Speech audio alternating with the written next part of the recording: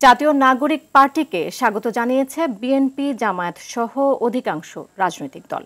নতুন দলের আত্মপ্রকাশ অনুষ্ঠানে অংশ নিয়ে তারা বলেন, মতের ভিন্নতা থাকতে পারে, তবে গণতন্ত্র অধিকারের প্রশ্নে সবাই এক। নতুন রাজনৈতিক দল সাধারণ মানুষকে গুরুত্ব দিয়ে সাংগঠনিক কার্যক্রম পরিচালনা করবে বলে প্রত্যাশা করেন তারা। খান আলামিনের সহায়তায় বিস্তারিত জানাচ্ছেন নাজিব ফরাইজি। বাংলাদেশের জনগণ নতুন রাজনৈতিক বন্দোবস্তের প্রত্যয় নিয়ে যে যাত্রা করেছে জাতীয় নাগরিক পার্টি, তার আত্মপ্রকাশ অনুষ্ঠানে শুভকামনা জানাতে উপস্থিত হয়েছেন বিভিন্ন রাজনৈতিক দলের নেতারা। সেই জাবির ইব্রাহিমের বাবা বিএনপির সিনিয়র যুগ্ম মহাসচিব রুহুল কবির রিজভী ও যুগ্ম মহাসচিব শহীদুদ্দিন চৌধুরী অ্যানি যোগ দেন অনুষ্ঠানে। রিজভী নতুন দলকে সাধুবাদ জানিয়ে বলেন, সাধারণ মানুষকে গুরুত্ব দিয়ে গণতন্ত্র ও অধিকার রক্ষার কাজ করবে জাতীয় নাগরিক পার্টি। ছাত্র গণ অভ্যুত্থানের নেতৃত্বদানকারী যারা সামনের সম্মুখে ছিলেন, যাদেরকে আমরা চিনি, তাদের নেতৃত্বে আজকে একটা নতুন রাজনৈতিক দল গঠিত হচ্ছে, সুতরাং তাদের প্রতি আমাদের শুভকামনা।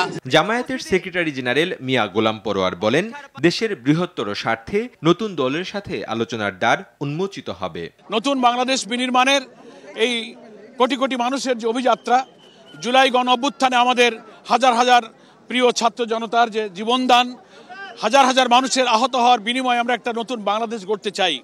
সেই ক্ষেত্রে গণতান্ত্রিক বাংলাদেশে একটি নতুন দল গঠনের ঘটনা আমাদের রাজনীতিকে, গণতন্ত্রকে সংহত করবে।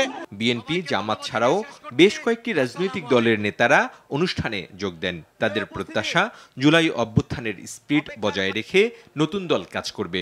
পুরো রাষ্ট্র ব্যবস্থার পুনর্গঠন, একটা গণতান্ত্রিক সংবিধান প্রতিষ্ঠা এবং এর মধ্য দিয়ে একটা নতুন রাজনৈতিক বন্দোবস্ত, গণতান্ত্রিক রাজনৈতিক বন্দোবস্ত প্রতিষ্ঠার লক্ষ্য আমাদের সামনে, চ্যালেঞ্জ আমাদের সামনে।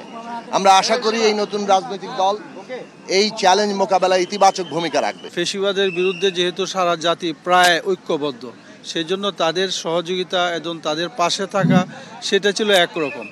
এখন কিন্তু সেই সহযোগী যারা ছিল তারাই কিন্তু তাদের সাথে অনেক ক্ষেত্রে বৈরিতা প্রকাশ করে। একটা রাজনৈতিক দলের উদ্যোগকে সবারই উচিত স্বাগত জানানো। এরপরে রাজনৈতিক দলের অবস্থান জনগণ নির্ধারণ করে। আমি মনে করি যে বিএনপিও অনেকবার আমি শুনেছি তারাও স্বাগত জানিয়েছে রাজনৈতিক দলকে। তবে এটা বাস্তবতা যে কোনো রাজনৈতিক দল যদি সরকারে থেকে হয় তো মানুষের কাছে কিছুটা হলে তো প্রশ্নবিদ্ধ থাকে। ফ্যাসিবাদী শক্তি যেন কখনো মাথাচাড়া দিয়ে উঠতে না পারে, সেজন্য সব রাজনৈতিক দলকে একসাথে কাজ করতে হবে বলে মনে করেন রাজনীতিবিদরা। স্বাধীনতা থাকবে। নাজিব ফরাইজি, RTV, ঢাকা।